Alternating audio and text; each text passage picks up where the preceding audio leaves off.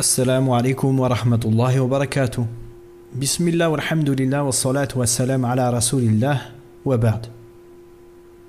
On se retrouve aujourd'hui pour continuer l'explication du livre Bulugh al-Maram du Hafiz ibn Hajar al-Asqalani rahimahullah, parmi les savants du 9e siècle de l'Hégire. Et on est toujours dans le livre des généralités qui comporte 6 chapitres. Nous avons terminé le premier, qui est le chapitre du comportement, le deuxième, qui est le chapitre de la bonté envers les parents et des liens de parenté, et nous entamons ce soir le 3e chapitre, chapitre de l'ascétisme et de la piété. Donc rapidement, qu'est-ce que l'ascétisme? Az-zuhd. Donc l'auteur il nous dit rahimahullah, bab az-zuhd wal wara'. Donc az-zuhd, c'est le fait de délaisser des choses qui ne sont pas profitables pour l'au-delà. Donc l'ascète, c'est celui qui va utiliser des choses de ce monde uniquement pour des choses de l'au-delà, uniquement ce qui est lié à des récompenses dans l'au-delà. Et certains ont une mauvaise compréhension de ce qu'est l'ascétisme. Ils pensent que c'est le fait de délaisser complètement la dunya. Donc si on applique cela, à ce moment-là, on ne se marie pas, on n'a pas d'enfant. Mais c'est qui notre exemple? Le prophète sallallahu alayhi wa sallam.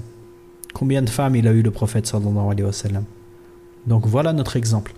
On prend de la dunya, ce qui nous est utile pour la vie réelle, l'au-delà, Inch'Allah.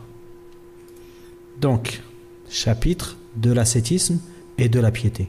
La piété ici, en vérité, le sens de al-wara', c'est le fait de délaisser toutes les choses qui sont nuisibles dans l'au-delà.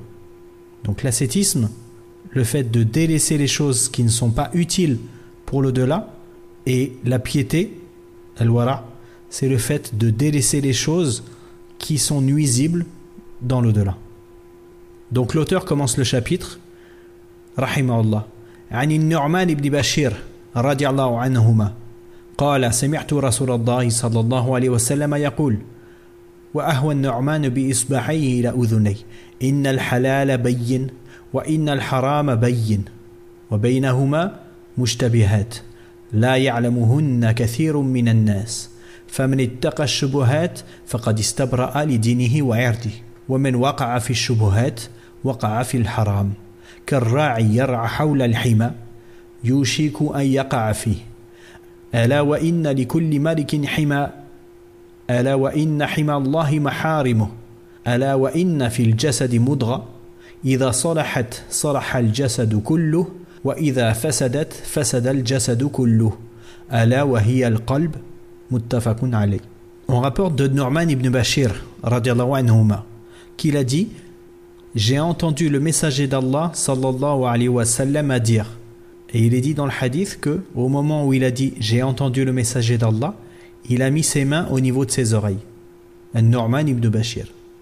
Donc ensuite il nous dit, le messager d'Allah sallallahu alayhi wa sallam donc a dit: certes, le licite est clair et l'illicite est clair, évident. Et entre les deux se trouvent des choses confuses sur lesquelles beaucoup de gens ne sont pas informés. Celui qui se prémunit contre les choses équivoques aura préservé sa religion et son honneur. Et celui qui tombe dans les choses équivoques tombera dans l'illicite. Comme le berger qui fait paître son troupeau près d'un enclos où il risque de pâturer. Sachez que chaque souverain possède un domaine réservé, et certes, le domaine réservé d'Allah est ce qu'il a interdit. N'est-ce pas qu'il y a dans le corps un morceau de chair qui, lorsqu'il est sain, tout le corps est sain, et lorsqu'il est corrompu, tout le corps est corrompu. Certes, ce morceau est le cœur. Et le hadith est authentique, rapporté par Al-Bukhari et Muslim. Donc le rapporteur du hadith, Abu Abdillah Nu'man ibn Bashir ibn Sa'd, c'est un compagnon, et son père également, Bashir, était un compagnon. Et il est né à Médine en l'an 2 de l'Hégire. Et il est dit que lui, ainsi que Abdullah ibn Zubayr, sont les premiers à être nés parmi les Ansar après l'arrivée du prophète sallallahu alayhi wa sallam à Médine. Donc il était jeune quand le prophète sallallahu alayhi wa sallam est mort, il avait 8 ans. Et ensuite il est parti à Koufa, puis au Shem, et il est mort en l'an 64 de l'Hégire, radiallahu anhu. Et souvenez-vous, dans le hadith, on a dit qu'il avait entendu le prophète sallallahu alayhi wa sallam dire, et il a mis ses mains au niveau de ses oreilles. Souvenez-vous qu'il avait 8 ans quand le prophète sallallahu alayhi wa sallam il est mort. Et que certains parmi les savants ont dit qu'ils n'avaient pas entendu de hadith du prophète sallallahu alayhi wa sallam. Mais d'autres savants, et c'est la parole juste, ont dit qu'il avait entendu le prophète sallallahu alayhi wa sallam et qu'il avait propagé de lui, et que ce hadith en était la preuve. Donc, qu'est-ce qu'il nous dit? Il nous dit que le prophète sallallahu alayhi wa sallam a dit: certes, le licite est évident, et l'illicite est évident. Donc on a en islam des choses qui sont connues de tout le monde. Le fait que, par exemple, boire de l'eau, c'est autorisé. Le fait que la prière, c'est obligatoire. Et également pour l'illicite, boire de l'alcool est interdit. Manger du porc est interdit. Ensuite, il nous dit, sallallahu alayhi wa sallam, et entre les deux se trouvent des choses confuses sur lesquelles beaucoup de gens ne sont pas informés. Donc on a des choses qui ne sont pas connues de la majorité des gens. Qu'est-ce que c'est que ces choses-là? Ce sont des choses qui nécessitent des recherches, et ce sont qui, évidemment, qui ont cette connaissance sur ces choses ambiguës? Ce sont les savants qui ont fait l'effort de rechercher plus que les gens de la masse, plus que nous. Ensuite, le prophète sallallahu alayhi wa sallam nous dit: celui qui se prémunit contre les choses équivoques aura préservé sa religion et son honneur. Donc quand on voit une chose équivoque, quand on a un doute sur la laïcité d'une chose, alors on se préserve. C'est-à-dire, on s'écarte d'une chose équivoque. Pourquoi? Eh bien, le prophète sallallahu alayhi wa sallam continue en nous disant: et celui qui tombe dans les choses équivoques tombera dans l'illicite. Comment ça? Celui qui tombe dans les choses équivoques tombera dans l'illicite? Essayons de réfléchir 2 secondes. Celui qui tombe dans les choses équivoques, ce sont des choses équivoques, ce ne sont pas des choses illicites. Alors il tombera dans l'illicite. Les savants l'ont expliqué de plusieurs façons. La première, celui qui ne se préserve pas des choses équivoques, donc ne connaît pas la limite entre l'équivoque et l'interdit, finira étape par étape par tomber dans l'interdit immanquablement. Les savants ont dit également que celui qui reste dans les choses équivoques et qui n'a pas fait l'effort d'apprendre est-ce que cette chose est autorisée ou interdite, alors c'est cette chose-là qui est haram pour lui. Le fait de pratiquer sans avoir la science. C'est connu qu'en islam, d'abord on apprend, ensuite on met en application. Et également les savants ont dit que ces ambiguïtés-là, c'est un chemin qui mène à l'interdit. Et il y a une règle en islam qui dit: les actes qui mènent à un interdit ont le même jugement que lui, donc ils sont interdits également. Et on n'a pas besoin d'aller bien loin. Le prophète sallallahu alayhi wa sallam, qui est le meilleur éducateur, nous a même donné un exemple. Parce qu'avec les exemples, on comprend toujours mieux une règle. Quel est l'exemple? Il nous dit sallallahu alayhi wa sallam: comme le berger qui fait paître son troupeau près d'un enclos où il risque de pâturer. Donc le berger, il a son troupeau de bêtes, des moutons par exemple. Qu'est-ce qu'ils vont faire? Ils vont manger l'herbe qui est sur la terre autorisée. Maintenant, s'il se rapproche, le berger, avec son troupeau, d'une terre qui ne lui appartient pas, où c'est interdit pour ses bêtes de manger cette herbe-là, s'il se met à la frontière, à la limite, les bêtes risquent de prendre de l'herbe interdite. De la même manière, le musulman ne va pas dans les zones d'ambiguïté pour ne pas être trop proche de l'illicite. Et certains parmi les savants des premiers siècles avaient l'habitude de dire qu'ils laissaient entre eux et l'interdit une zone de halal, une zone de choses autorisées. C'est-à-dire qu'ils savaient que cette chose-là était autorisée, mais ils la délaissaient parce qu'ils voulaient garder une distance entre eux et l'interdit. Vous comprenez la façon de faire? Et voilà le wara, voilà la piété. Ensuite, il dit, sallallahu alayhi wa sallam, sachez que chaque souverain possède un domaine réservé. Donc ici, on est toujours dans la relation avec le berger qui a fait paître son troupeau proche d'un enclos qui était réservé à quelqu'un d'autre, à un autre propriétaire. Là, le prophète sallallahu alayhi wa sallam nous dit « Sachez que chaque souverain possède un domaine réservé. » Et certes, le domaine réservé d'Allah est ce qu'il a interdit. Donc ici, on voit la comparaison entre les terres du voisin pour le berger et les interdits d'Allah.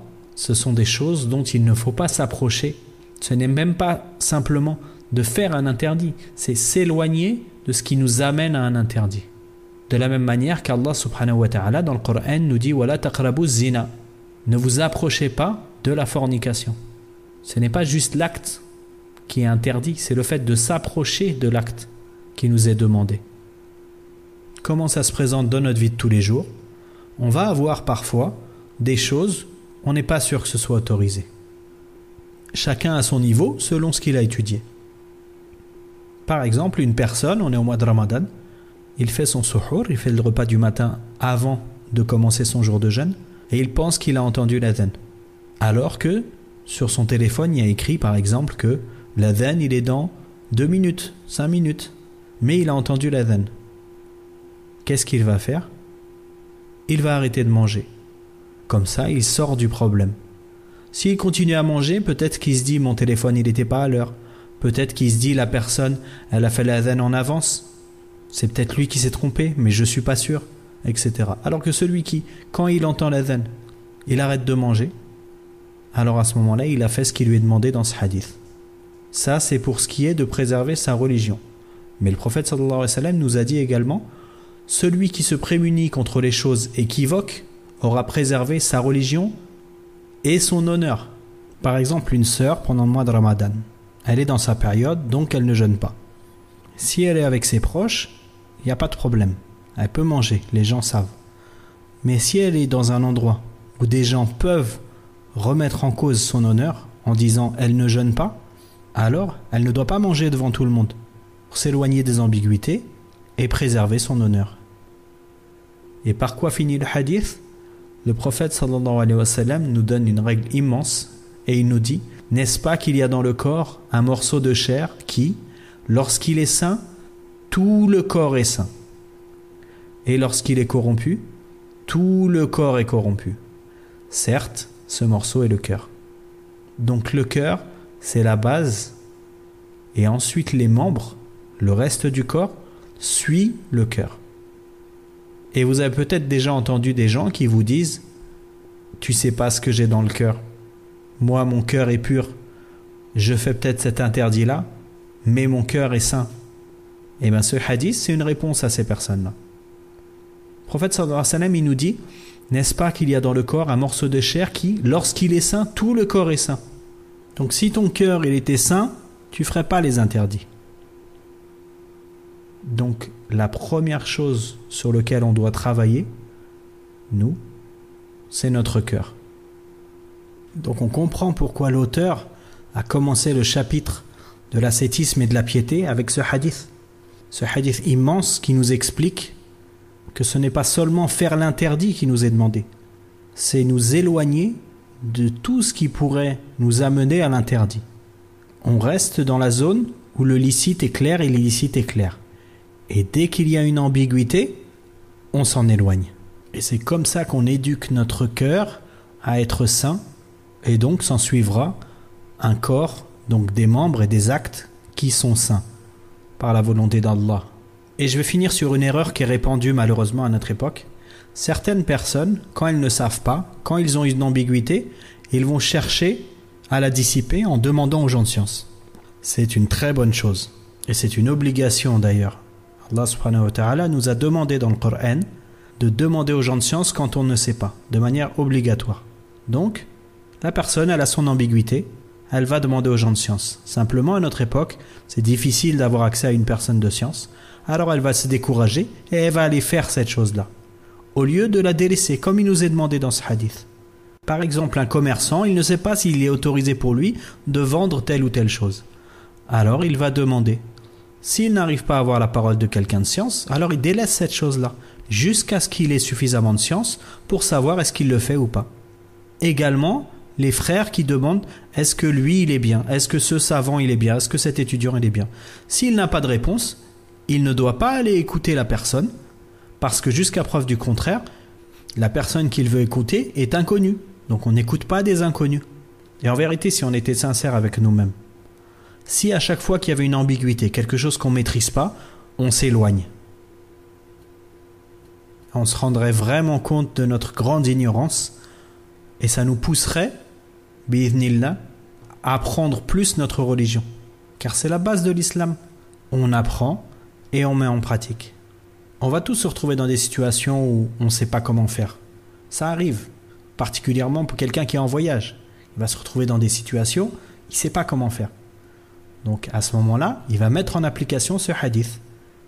Je m'éloigne des ambiguïtés. Je ne sais pas si l'endroit où je vais, je trouverai une mosquée pour prier. J'attends un peu, je prie ici, ensuite je pars. Je ne sais pas si cette viande-là, elle est halal ou pas. Je ne mange pas cette viande-là, je mangerai autre chose, etc. Mais dans notre vie de tous les jours, on a besoin d'une science qu'on ne va pas chercher. Et d'ailleurs, ce hadith, on le retrouve dans un livre très célèbre qui s'appelle les 40 hadiths de Nawawi. J'encourage toutes les personnes qui n'ont pas étudié ce livre à aller le faire. Il y a énormément d'enseignements dans ce livre, des fondements solides qui permettent aux musulmans d'avoir un socle de connaissances nécessaire qui va lui profiter. Les 40 hadiths de Nawawi. Et j'ajoute également les 3 fondements, qui est un livre qui regorge également d'enseignements profitables. C'est tout pour aujourd'hui. Et demain, la suite, Inch'Allah. Subhanakallahumma wa bihamdik. Ashhadu an la ilaha illa anta astaghfiruka wa atubu ilayk. Wassalamu alaikum wa rahmatullahi wa barakatuh.